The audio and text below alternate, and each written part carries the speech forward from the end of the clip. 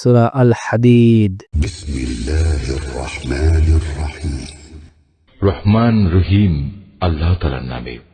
আকাশমণ্ডলীয় পৃথিবীতে যা কিছু আছে তার সবকিছুই আল্লাহ তাআলার পবিত্রতা এবং মাহাত্ম্য ঘোষণা করে। তিনি মহাপরাক্রমশালী ও প্রজ্ঞাময়। আসমান সমূহ ও জমিনের সার্বভৌমত্ব তাঁরই জন্য। তিনি জীবন দান করেন, তিনি মৃত্যু ঘটান। তিনি সব কিছুর উপর চূড়ান্ত ক্ষমতাবান। তিনি আদি, তিনি অন্ত, তিনি প্রকাশ্য, তিনি অপ্রকাশ্য এবং তিনি সর্ববিষয়ে সম্মুখ অবহিত। তিনি হচ্ছেন সেই মহান সত্তা যিনি 6 দিনে আসমান সমূহ ও জমিন সৃষ্টি করেছেন। অতঃপর তিনি তার আরশে সমাসীন হন। তিনি জানেন যা কিছু এ ভূমির ভেতরে প্রবেশ করে, আবার যা কিছু ভূমি থেকে বেরিয়ে আসে। আসমান থেকে যা বর্ষিত হয় তা যেমন তিনি জানেন, আবার আসমানের দিকে যা কিছু ওঠে তাও তিনি অবগত আছেন। তোমরা যেখানেই থাকো না কেন তিনি তোমাদের সাথেই আছেন। তোমরা যা কিছু করছো আল্লাহ তাআলা তার সব কিছুই দেখছেন। আসমান সমূহ ও জমিনের সার্বভৌমত্ব তার জন্য, কারণ প্রতিটি বিষয় তার দিকেই ফিরিয়ে নেওয়া হবে। তিনি রাতকে মিশিয়ে দেন দিনের সাথে, আবার দিনকে মিশিয়ে দেন রাতের সাথে। তিনি মনের কোণে লুকিয়ে থাকা বিষয় সম্পর্কেও সম্যক অবগত রয়েছেন। এ মানুষ, তোমরা ঈমান আনো আল্লাহ তাআলা ও তার রাসূলের উপর। আল্লাহ তাআলা তোমাদের যে সম্পদের অধিকারী বানিয়েছেন তা থেকে তারই পথে তোমরা ব্যয় করো। অতঃপর তোমাদের মধ্যে যারা ঈমান আনবে এবং আল্লাহর নির্ধারিত পথে অর্থ ব্যয় করবে, জেনে রেখো তাদের জন্য রয়েছে এক মহা পুরস্কার। তোমাদের এ কি হলো? তোমরা কেন আল্লাহর উপর ঈমান আনছো না? বিশেষ করে যখন স্বয়ং আল্লাহর রাসূল তোমাদের ডাক দিয়ে বলছেন তোমরা তোমাদের মালিকের উপর ঈমান আনো, এবং তিনি তো এ মর্মে তোমাদের কাছ থেকে প্রতিশ্রুতিও আদায় করে নিয়েছিলেন। যদি তোমরা সত্যি ঈমানদার হও তাহলে সেই প্রতিশ্রুতি স্মরণ করো। তিনি সে মহান সত্তা যিনি তার বান্দার উপর সুস্পষ্ট আয়াত নাজিল করেছেন, যেন তিনি তোমাদের জাহেলিয়াতের অন্ধকার থেকে ঈমানের আলোর দিকে বের করে নিতে পারেন। আল্লাহ তাআলা সত্যি তোমাদের প্রতি পরম দয়ালু ও একান্ত করুণাময়। তোমাদের এ কি হলো? তোমরা কেন আল্লাহর পথে অর্থ ব্যয় করতে চাও না, অথচ আসমান সমূহ ও জমিনের সব কিছুর মালিকানা এক আল্লাহ তাআলার জন্যই।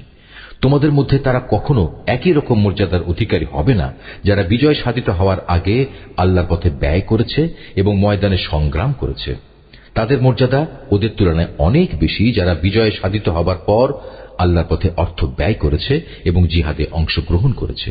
অবশ্য আল্লাহ তাআলা এদের সবাইকেই উত্তম পুরস্কার প্রদানের ওয়াদা দিয়েছেন। মূলত তোমরা যা কিছুই করো আল্লাহ তাআলা সে সম্পর্কে পূর্ণাঙ্গভাবে জ্ঞাত রয়েছেন।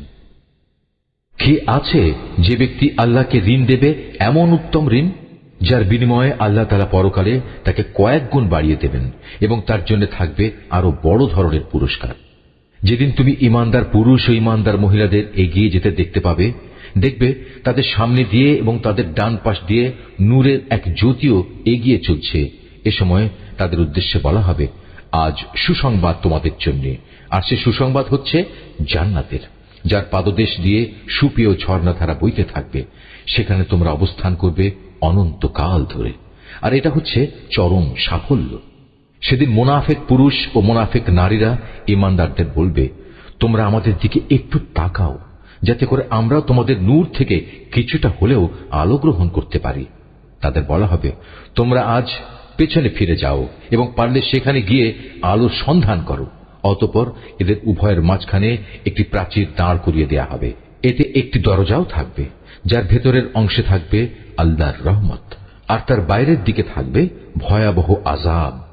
তখন মুনাফিক দল ঈমানদারদের ডেকে বলবে, আমরা কি দুনিয়ার জীবনে তোমাদের সাথে ছিলাম না? তারা বলবে, হ্যাঁ, অবশ্যই ছিলে। তবে তোমরা নিজেরাই নিজেদের গোমরাহির বিপদে বিপদগ্রস্ত করে দিয়েছিলে। তোমরা সব সময় সুযোগের অপেক্ষায় থাকতে, নানা রকমের সন্দেহ পোষণ করতে। আসলে দুনিয়ার মোহ তোমাদের সব সময়ই প্রতারিত করে আসছিল। আর এভাবে একদিন তোমাদের ব্যাপারে আল্লাহর পক্ষ থেকে মৃত্যুর ফয়সালা এসে হাজির হল এবং প্রতারক শয়তান তোমাদের আল্লাহ তাআলা সম্পর্কেও ধোঁকায় ফেলে রেখেছিল। অতঃপর আজ আযাব থেকে বাঁচানোর জন্য তোমাদের কাছ থেকে কোন রকম মুক্তিপণ গ্রহণ করা হবে না, আর না তাদের কাছ থেকে কোন রকম মুক্তিপণ গ্রহণ করা হবে যারা আল্লাহ তাআলাকে অস্বীকার করেছে। আজ তোমাদের উভয়ের ঠিকানা হবে জাহান্নামের আগুন, আর এ আগুনই হবে এখানে তোমাদের একমাত্র সাথী। কত নিকৃষ্ট তোমাদের এই পরিণাম। ঈমানদারদের জন্য এখনো কি সে ক্ষণটি এসে পৌঁছয়নি যে আল্লাহর আযাবের স্মরণে আল্লাহ তাআলা যা কিছু নাজিল করেছেন তার স্মরণে তাদের অন্তরসমূহ বিগলিত হয়ে যাবে এবং সে কখনোই তাদের মতো হবে না যাদের কাছে এর আগে আল্লাহর কিতাব নাজিল করা হয়েছিল। অতঃপর তাদের উপর এক দীর্ঘকাল অতিবাহিত হয়ে গেল, যার ফলে তাদের মনও কঠিন হয়ে গেল। এদের মধ্যে এক বিরাট অংশই নাফরমান থেকে গেল। তোমরা জেনে রেখো, আল্লাহ তাআলাই এ ভূমিকে তার মৃত্যুর পর পুনরায় জীবন দান করেন। অবশ্যই আমি আমার যাবতীয় নিদর্শন তোমাদের জন্য খুলে খুলে বর্ণনা করেছি, যাতে তোমরা অনুধাবন করতে পারো। যেসব পুরুষ ও নারী অকাতরে আল্লাহর পথে দান করে এবং আল্লাহকে উত্তম ঋণ প্রদান করে, তাদের সে ঋণ আল্লাহ তাআলার পক্ষ থেকে বহু গুণ বাড়িয়ে দেওয়া হবে। উপরন্তু তাদের জন্য থাকবে আরো সম্মানজনক পুরস্কার। আর যারা আল্লাহর উপর ঈমান এনেছে তার রাসূলের উপর, তারাই হচ্ছে যথার্থ সত্যবাদী, যারা তাদের মালিকের সামনে সত্যের পক্ষে সাক্ষ্য দান করবে। তাদের সবার জন্য রয়েছে তাদের মালিকের পক্ষ থেকে পুরস্কার এবং তাদের নিজেদের নূরও, যা তাদের সাফল্যের প্রমাণ বহন করবে। অপরদিকে যারা আমাকে অস্বীকার করেছে এবং আমার নিদর্শন সমূহকে মিথ্যা সাব্যস্ত করেছে, তারা হবে জাহান্নামের বাসিন্দা। তোমরা জেনে রাখো, এ পার্থিব জীবন খেলাধুলা, জাঁকজমক প্রদর্শন, পরস্পর অহংকার প্রদর্শনের প্রতিযোগিতা, ধন সম্পদ ও সন্তান সন্ততি বাড়ানোর চেষ্টা সাধনা ছাড়া আর কিছুই নয়। এ যেন আকাশ থেকে বর্ষিত এক পশলা বৃষ্টি, যার উৎপাদিত ফসলের সমাহার কৃষকের মনকে খুশিতে ভরে দেয়। অতঃপর সে ফসল ঘরে তোলার উপযোগী হলে একদিন তা শুকিয়ে যায় এবং আস্তে আস্তে তুমি দেখতে পাও তা হলুদ রং ধারণ করতে শুরু করেছে। তারপর তা অর্থহীন খড়কুটায় পরিণত হয়ে যায়। কাফেরদের জন্য পার্থিব জীবনের চেষ্টা সাধনা এমনই এক অর্থহীন কর্মকাণ্ড ছাড়া আর কিছুই নয়। আর পরকালের জীবনে তাদের জন্য থাকবে কঠোর আযাব এবং ঈমানদারদের জন্য থাকবে আল্লাহর পক্ষ থেকে তার ক্ষমা ও সন্তুষ্টি। সত্যি কথা হচ্ছে, দুনিয়ার এ জীবন কতিপয় ধোঁকা প্রতারণার সামগ্রী বই কিছুই নয়। অতএব এসব অর্থহীন প্রতিযোগিতা বাদ দিয়ে তোমরা তোমাদের মালিকের পক্ষ থেকে সেই প্রতিশ্রুত ক্ষমা ও চিরন্তন জান্নাত পাওয়ার জন্য এগিয়ে যাও। এমন জান্নাত যার আয়তন আসমান জমিনের সমান প্রশস্ত, তা প্রস্তুত করে রাখা হয়েছে সেসব মানুষদের জন্য যারা আল্লাহ তাআলা ও তার পাঠানো রাসূলের উপর ঈমান এনেছে। মূলত এ হচ্ছে আল্লাহ তাআলার এক অনুগ্রহ। যাকে তিনি চান তাকেই তিনি এই অনুগ্রহ প্রদান করেন। আর আল্লাহ তাআলা হচ্ছেন মহা অনুগ্রহশীল। সামগ্রিকভাবে গোটা দুনিয়ার উপর কিংবা ব্যক্তিগতভাবে তোমাদের উপর যখনই কোনো বিপর্যয় আসে, তা সংঘটিত হওয়ার বহু আগেই তার বিবরণ একটি গ্রন্থে লিখে রাখা হয়েছে। আর আল্লাহ তাআলার জন্য এ কাজ অত্যন্ত সহজ।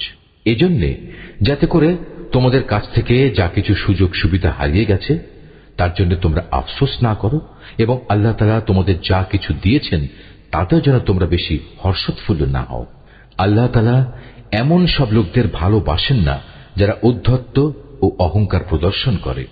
আল্লাহ তাআলা তাদেরও ভালোবাসেন না যারা নিজেরা কার্পণ্য করে আবার অন্যদেরও কার্পণ্য করার আদেশ দেয়। যে ব্যক্তি জেনে বুঝে আল্লাহর হুকুম থেকে মুখ ফিরিয়ে নেয়, তার জানা উচিত আল্লাহ তাআলা কারোই মুখাপেক্ষী নন এবং তিনি মহান প্রশংসায় প্রশংসিত। আমি অবশ্যই আমার রাসূলদের কতিপয় সুস্পষ্ট নিদর্শন সহ মানুষদের কাছে পাঠিয়েছি এবং আমি তাদের সাথে কিতাব পাঠিয়েছি। আরো পাঠিয়েছি আমার পক্ষ থেকে এক ন্যায়দণ্ড, যাতে করে মানুষ এর মাধ্যমে ইনসাফের উপর কায়েম থাকতে পারে। তাদের জন্য আমি লোহা নাজিল করেছি, যার মাধ্যমে একদিকে যেমন রয়েছে বিপুল শক্তি, অন্যদিকে রয়েছে মানুষের বহুবিধ উপকার।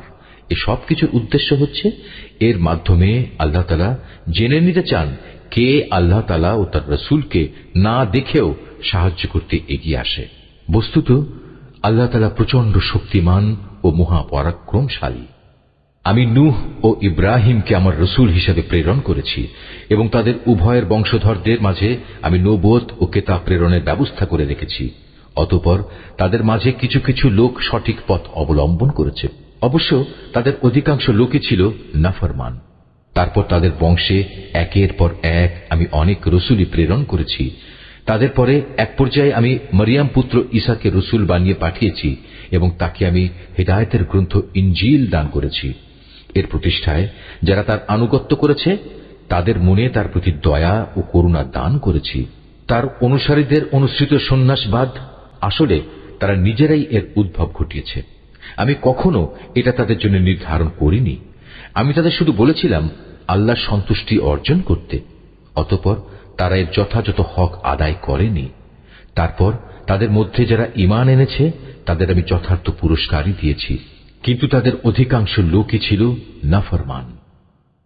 হে ঈমানদার বান্দারা, তোমরা আল্লাহ তাআলাকে ভয় করো এবং তার প্রেরিত রাসূলের উপর ঈমান আনো। এর ফলে আল্লাহ তাআলা তোমাদের দ্বিগুণ অনুগ্রহে ভূষিত করবেন। তিনি তোমাদের জন্য স্থাপন করবেন সেই আলো যার সাহায্যে তোমরা পথ চলতে সক্ষম হবে। উপরন্তু তিনি তোমাদের যাবতীয় গুনাহ খাতা মাফ করে দেবেন। আল্লাহ তাআলা ক্ষমাশীল ও পরম দয়ালু। আহলে কিতাবরা যেন এই কথাটা ভালো করে জেনে নিতে পারে, আল্লাহ তাআলা সামান্যতম অনুগ্রহের ওপরও তাদের কোনো অধিকার নেই। যাবতীয় অনুগ্রহ সে তো সম্পূর্ণ আল্লাহ তাআলারই হাতে। তিনি যাকে ইচ্ছা তাকেই এ অনুগ্রহ দান করেন।